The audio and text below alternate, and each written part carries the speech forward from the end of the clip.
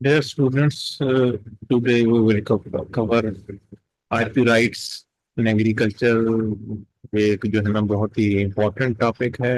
IP rights के हवाले से हम इसमें पढ़ेंगे कि आईपी राइट्स क्या होते हैं, किस तरह के आईपी राइट्स होते हैं, एग्रीकल्चर में इसकी जरूरत क्यों पेश आई।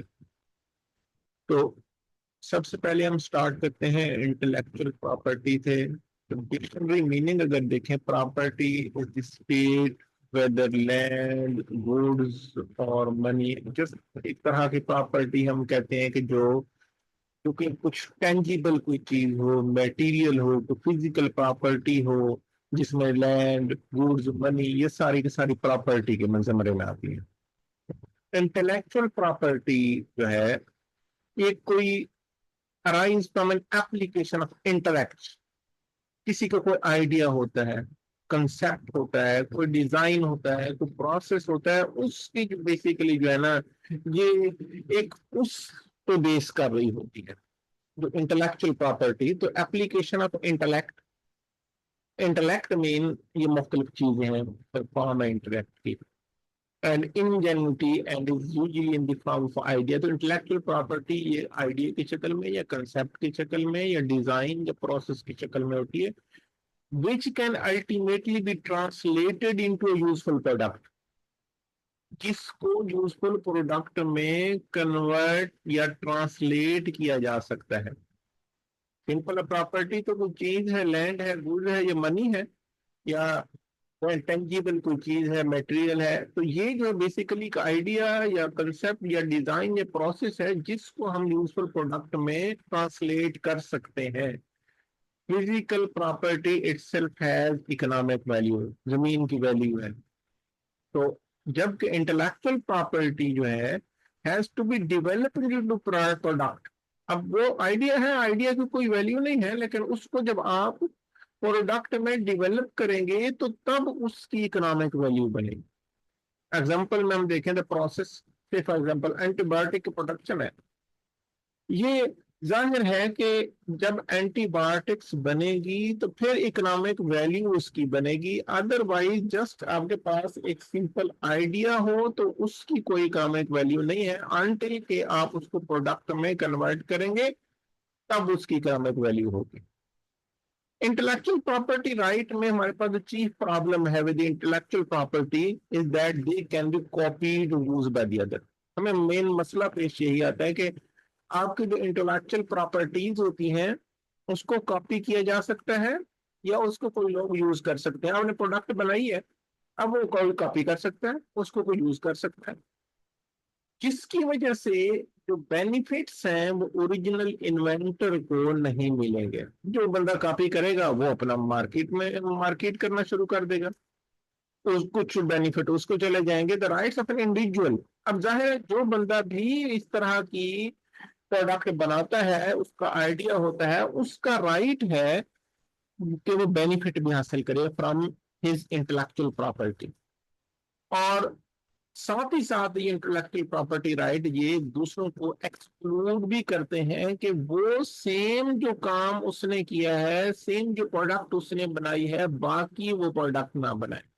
ये इंटेलेक्चुअल प्रॉपर्टी राइट्स है एक्चुअली कि एक बंदे को जिसने जिसका आइडिया था, जिसने प्रोडक्ट बनाई, जिसकी कोई इकोनॉमिक वैल्यू है, उसको राइट्स दिया गए हैं कि ये जो है ना ये इसका बेनिफिट भी आपको मिलना चाहिए, ना कि बाकी किसी और पर्सन को मिले बेनिफिट।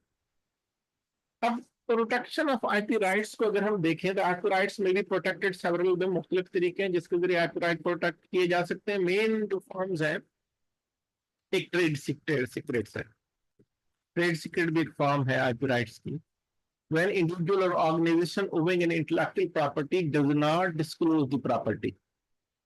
अब जो इंडिविजुअल होते हैं वो अपना मसलन कोई फार्मूला है या प्रोडक्शन प्रोसेस है, वो सारा वो नहीं बताते कि ये हमारा फार्मूला क्या है, प्रोडक्शन प्रोसेस क्या है, तो उसमें इंटेलेक्चुअल प्रॉपर्टी को डिस्क्लोज नहीं किया जा सकता।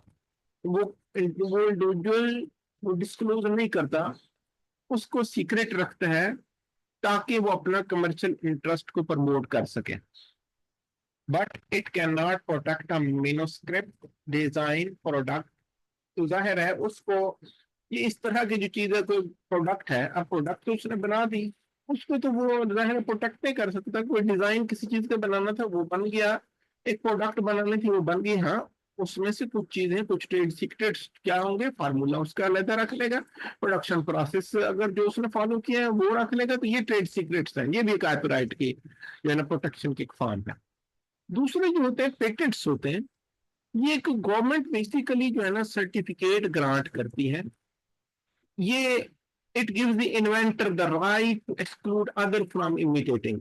ये इन्वेंटर को ये राइट देते हैं कि जी बाकी लोग आपकी जो आपने जो चीज इन्वेंट की है उसको नकल नहीं कर सकेंगे, उसको मैन्युफैक्चर नहीं करेंगे।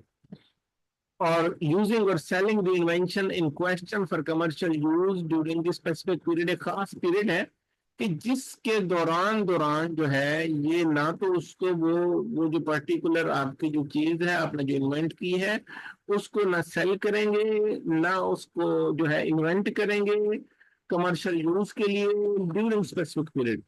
अब ये जो पेटेंट होता है ये एक खास कंट्री जो गवर्नमेंट देती है उसी के अंदर ही वैलिड होता है। थर्ड वन है the plant breeder rights, these are granted by the government to the breeder. ये जो है ना गवर्नमेंट को जो है ना गवर्नमेंट ब्रीडर को देती है, प्लांट ब्रीडर राइट्स हैं। ओरिजिनेटर और ऑनर ऑफ द वैरायटी, किसी भी वैरायटी के ऑनर को या ब्रीडर को या ओरिजिनेटर को जो राइट दिए जाते हैं, राइट क्या एम्पावर करते हैं ब्रीडर को, ये एम्पावर करते हैं कि बाकी जो लोग हैं वो इस आपकी जो वैरायटी है ना उसको कमर्शलाइज करेंगे, उस प्रोपेगेटेड मटेरियल को ना ही प्रोड्यूस करेंगे। तो ये तकरीबन 15 से 20 साल तक ये उस बिल्डर के पास ये राइट होते हैं जो कि गवर्नमेंट देती है उसे। तो प्रोटेक्शन ऑफ कॉपीराइट में ट्रेड सीक्रेट भी है, पेटेंट्स भी है, प्लांट ब्रीडर राइट्स भी है। अब उसमें चौथी जो प्रोटेक्शन है वो कॉपीराइट की शक्ल में भी है। Certain IP are not patentable, बस ऐसे इंटेलेक्चुअल प्रॉपर्टीज होती हैं पेटेंटेबल नहीं है, पेटेंट आप नहीं कर सकते। ये जो इस तरह की चीजें होती हैं जिसको आप पेटेंट नहीं कर सकते वो कॉपीराइट के जरिए प्रोटेक्ट की जाती है। मसलन कोई बुक है, आप बुक का जाहिर है कि वो उस पर कोई पेटेंट नहीं बनेगा, आप उस पर कॉपीराइट इंप्लीमेंट करेंगे। ऑडियो है, वीडियो कैसेट है, उस पर कॉपीराइट इंप्लीमेंट होगा। तो कुछ जो चीजें पेटेंटेबल नहीं होती, जिनका पेटेंट नहीं बनाया जा सकता, जिसका गवर्नमेंट सर्टिफिकेट नहीं देती, वो उस तरह की चीजों को कॉपीराइट के तहत प्रोटेक्ट किया जाता है। Copyright prevent anyone from reproducing this subject इधर इन टोटल और पार्ट। ये किसी को भी जो है प्रिवेंट करती है कि आप उसका कोई पोर्शन भी जो है या कोई पार्ट या टोटल आप उसको जो है रिप्रोड्यूस नहीं कर सकते। आप देखेंगे बुक के ऊपर लिखा होता है, स्टेटमेंट लिखी होती है कि जी आप इसको किसी भी पार्ट को थोड़े छोटे से पार्ट या पूरे उसको आप रिप्रोड्यूस नहीं कर सकते अंटिल क्या परमिशन जब तक नहीं लेते। ये कॉपीराइट होता है, ये चीजें पेटेंटेबल नहीं होती। जो बुक है पेटेंटेबल नहीं है लेकिन कॉपीराइट उसको मौजूद होते हैं। It however does not prevent anyone from reproducing this subject. अब ये किसी को रिप्रोड्यूस, कोई अगर आप ये कहें कि सेम जो है बुक का टाइटल कोई और नहीं बनाएगा, ये जो टाइटल है कोई और नहीं वो करेगा, तो वो जो है ना रिप्रोड्यूस करने से नहीं रोकता ये जो कॉपीराइट है। तो किसी भी इंफॉर्मेशन को आप रिप्रोड्यूस कर सकते हैं, तो आइडिया आपके पास है आप उसको कर सकते हैं, रिप्रोड्यूस कर सकते हैं, लेकिन आप सेम कॉपी या वो नहीं करेंगे उसका कोई पोर्शन भी।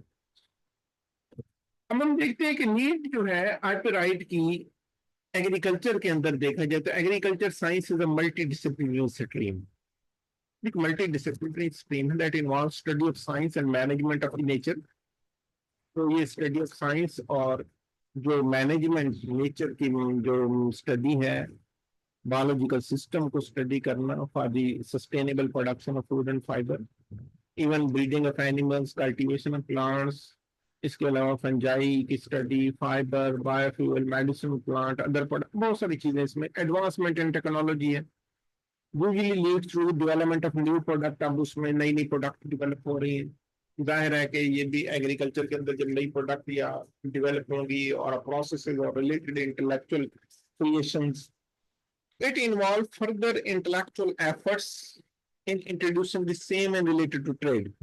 जाहिर है कि जब वही जो प्रोडक्ट डेवलप होंगी, जब वो मार्केट की जाएंगी तो उसमें कुछ और चीजों की शमूलियत भी होनी चाहिए। ये ना हो कि वो जो चीजें डेवलप की गई हैं तो उसके जो है वो कॉपी होना शुरू हो जाए, which in turn lead to further generation of other forms of intellectual creation, all of which are valuable.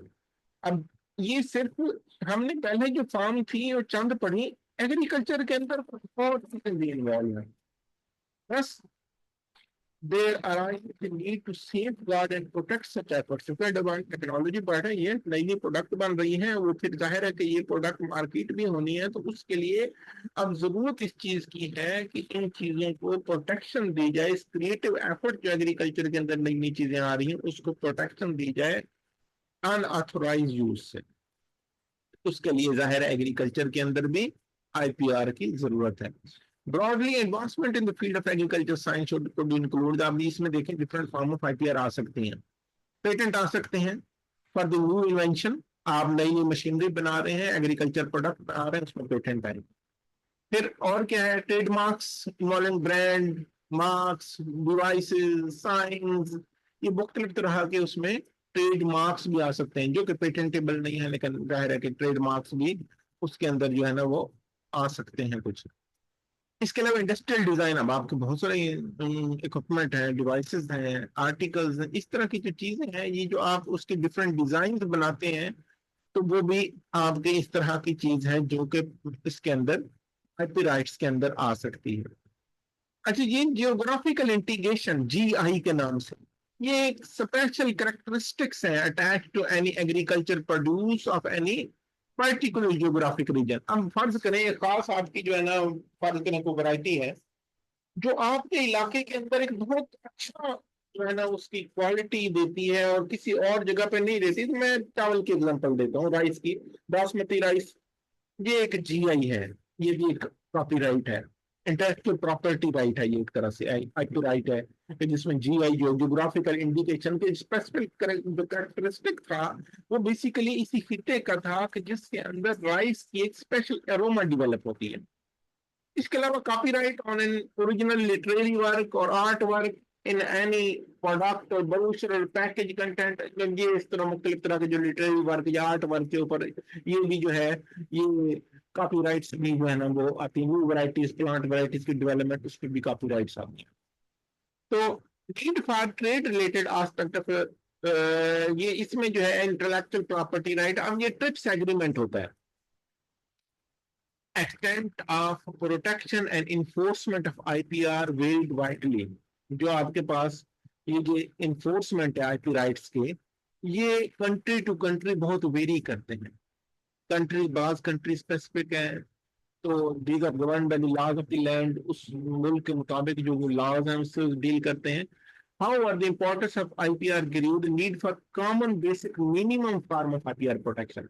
अब ये जरूरत महसूस की गई कि क्यों ना ट्रिप्स एग्रीमेंट के तहत, trips mean trade related aspect of intellectual property right, trips agreement के तहत एक बहुत common basic minimum form of IP right protection की वो बनाई जाए, जो कि जो है ये इंप्लीमेंट कीजिए in order to introduce the uniformity in IPR.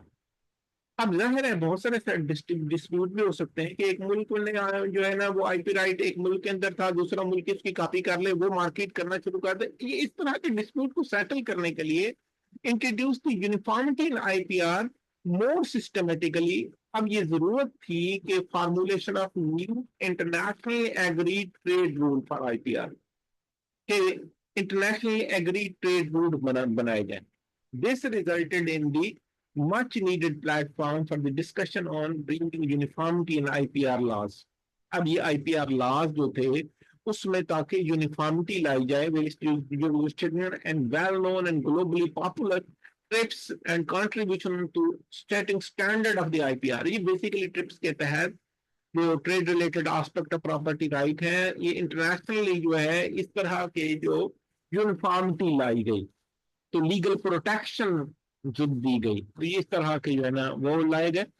The अब ये ट्रिप्स के अंदर एग्रीमेंट में ये जो बेसिकली बहुत सारे मेंबर कंट्री, तो वर्ल्ड ट्रेड ऑर्गेनाइजेशन के WTO के जो आज मेंबर नेशंस थे वो सारे इसमें शामिल थे, to narrow the gap on basic minimum standard of IPR. तो उन्होंने जो बेसिक मिनिमम स्टैंडर्ड था आईपीआर का, उसमें गैप जो है वो नैरो किया है, and to bring the IPR under common internationally agreed framework, जो आईपीआर को जो ट्रिप्स एग्रीमेंट के तहत इंटरनेशनली एग्रीड फ्रेमवर्क में लेके आए। तो इसमें हुआ क्या कि minimum level of legal protection that each member government और country has to be enact to grant legally enforceable IPR in member country, जो मेंबर कंट्रीज के अंदर तो इस तरह का एक मिनिमम लीगल प्रोटेक्शन दी गए हर मेंबर को, गवर्नमेंट को, ताकि जो है has to enact to grant legally enforceable IPR. तो लीगली जो इन्फोर्सेबल जो आईपीआर थे मेंबर कंट्रीज में, उसमें उनको हर मेंबर कंट्री को एक लीगल प्रोटेक्शन दी गई। तो ये जो है इसमें ट्रिप्स एग्रीमेंट में WTO के जो मेंबर कंट्रीज वो सारे शामिल है। तो object of trips agreement include to have led the basic foundation of global recognition of basic forms and scope and legal coverage of IPR to be guaranteed by the member countries. तो ये एक basic foundation देना था, global recognition, कुछ उसके जो है form global recognition देना था ट्रिप्स एग्रीमेंट के जो ऑब्जेक्टिव थे। लीगल कवरेज भी थी आईपीआर की, तो ताकि मेंबर कंट्रीज उसको गारंटी करें कि जी इसकी जो है ना आईपीआर की लीगल कवरेज के हवाले से।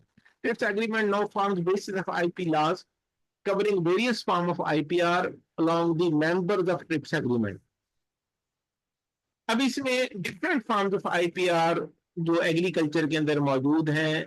एक इसमें जो है जो ट्रेडमार्क है, trademark as a form of IPR basically जो है वो आइडेंटिटी है। तो उसमें जो है एक तरह से identity of the goods and services offered in the trade and business.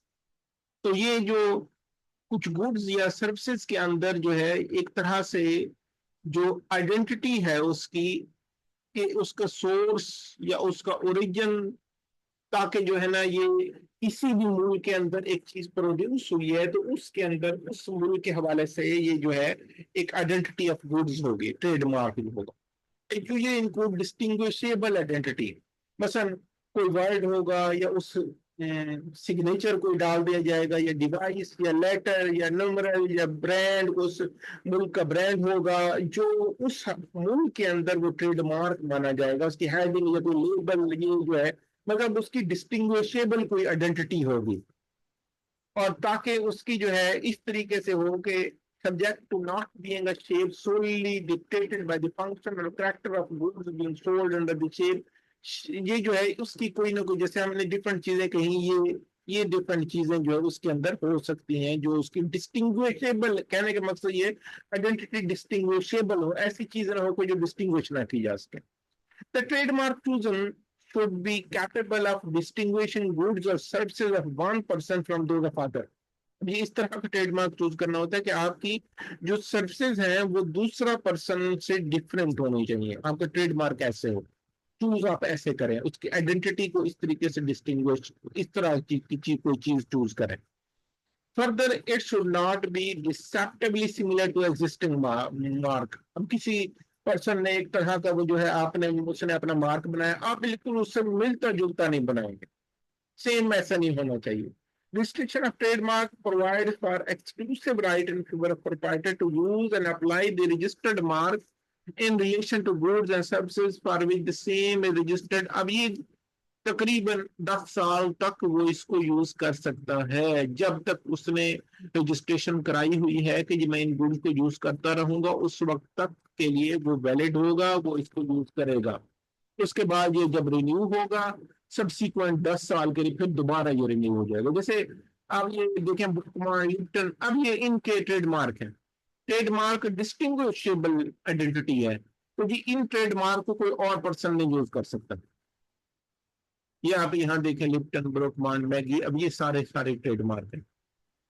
कुछ इंडस्ट्रियल डिजाइन होते हैं, design as a form of IPR refers to the new or original feature of the shape, configuration, pattern, ornamentation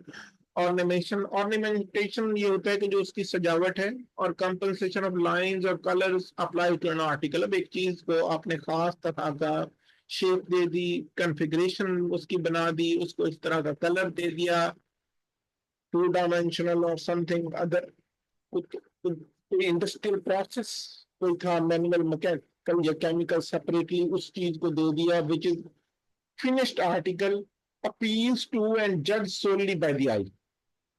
So design does not include any mod or principle of construction or anything that is mere mechanical device. अब registration of design confer are registered proprietor. अब ये basically आपने कोई implement बनाया था, अब उसमें मुख्तलिफ चीजें आपने उसमें दी, जो मैंने ये केमिकल ये यूज किया या मैकेनिकल या मैनुअल था। अब ये बेसिकली जो रजिस्टर्ड प्रोप्राइटर को एक्सक्लूसिव राइट देगा ये industrial design to apply new और original design to the article in the class in which the design has been registered. जिस क्लास के अंदर भी अगर वो कहता है कि मैंने एग्रीकल्चर इंप्लीमेंट की क्लास के अंदर ये डिजाइन रजिस्टर कराया, तो उसके अंदर उसको वो जो डिजाइन होगा इंडस्ट्रियल डिजाइन उसको एक्सक्लूसिव राइट देगा कि जी आप ये इस तरह की इंप्लीमेंट आप बना सकते हैं। इनिशियली ये जो राइट होता है 10 साल के लिए दिया जाता है from the date of registration, और फिर हर 5 साल बाद रिन्यू किया जाता है।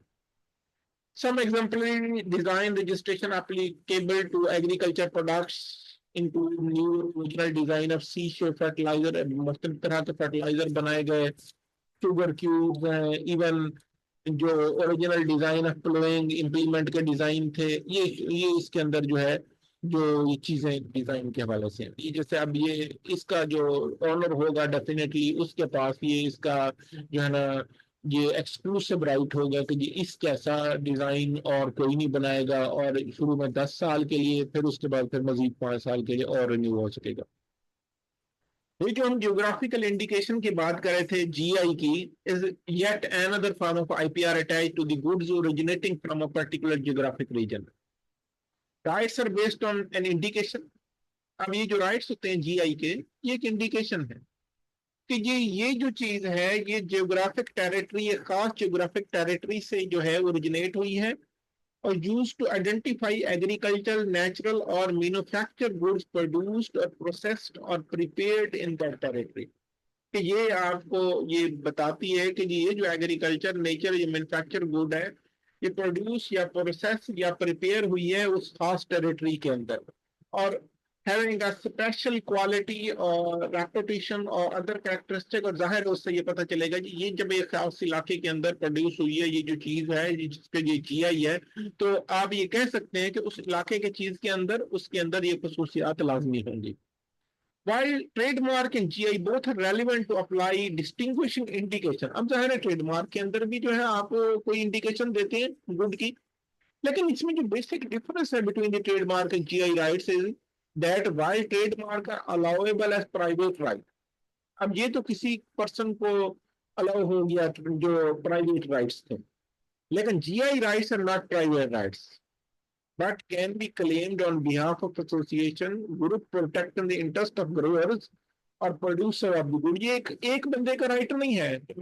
पसंद जैसे मैंने कहा कि बासमती राइस है, बासमती राइस जो है जो पाकिस्तान के अंदर है, ये एक बंदे का राइट नहीं था, ये पूरा एसोसिएशन ग्रुप, ये पूरा उसका था कि वो जो है उस इंटरेस्ट को, ग्रोअर के इंटरेस्ट को प्रोटेक्ट करते हुए वो क्लेम कर सकता था, लेकिन एक बंदा अकेला नहीं कर सकता था कि ये मेरा ही जो क्योंकि पूरे पाकिस्तान के अंदर होता है, तो वो जो है इस तरह का जियोग्राफिक रीजन के हवाले से है, ना कि वो एक पर्सन का जो है वो राइट होगा।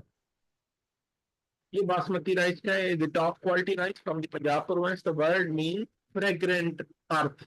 अब बासमती का मतलब है fragrant earth, and rice is the splendour aromatic long grain variety. अब ये जो इस तरह का राइस होगा, एक एरोमेटिक भी होगा, सिलेंडर भी होगा, लॉन्ग ग्रेन भी होगा, और जो कि इस रीजन में जो है।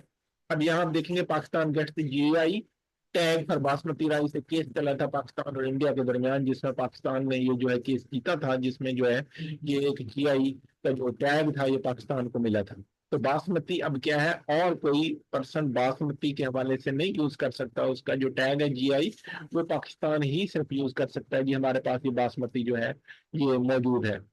ये जीआई टैग विल प्रोटेक्ट और बासमती अगेंस्ट मिस यूज जो है उसके हवाले से ये इंटरनेशनल मार्केट के अंदर।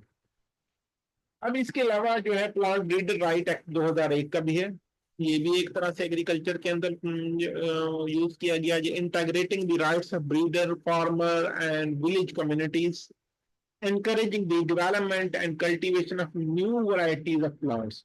अब ये जो न्यू वैरायटीज ऑफ प्लांट्स को जो है उसकी डेवलपमेंट के हवाले से, उसकी कल्टीवेशन के हवाले से, ये जो right of breeder farmer village communities, इसको इंटीग्रेट किया गया है।